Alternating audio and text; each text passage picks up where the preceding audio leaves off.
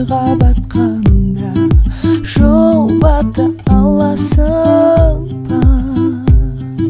Өмірдің мен сүйген бояуларын Амал мерекесімен бүкіл қазақстандықтарды, отандастарымды шын жүректен құттықтаймын.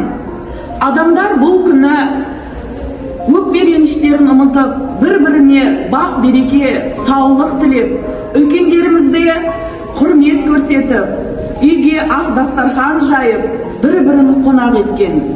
Амал мерекесі баршамызға тек қуаныш пен береке әкелсін. Ата-бабамыздан қалған татулық, бірлік, татулығымыздың, сыйластығымыздың айқын көрінісі болған ұлыстың ұлы күні қарсаңында баршаңызға бақ береке, молшылық, ынтымақ тілеймін. Жүздеріңізден қуаныш, күлкі кетпесін. Дастархандарыңызға молшылық кетпесін. Аумин.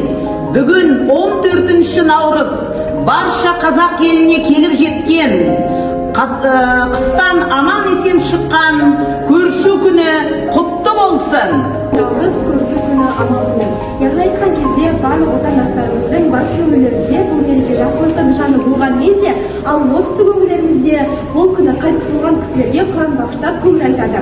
Яғни айтқан кезде бұл күнде барша туыстарымызды, үлкен ағаларымызды үйге сәлем беріп, және де асқа шақырады.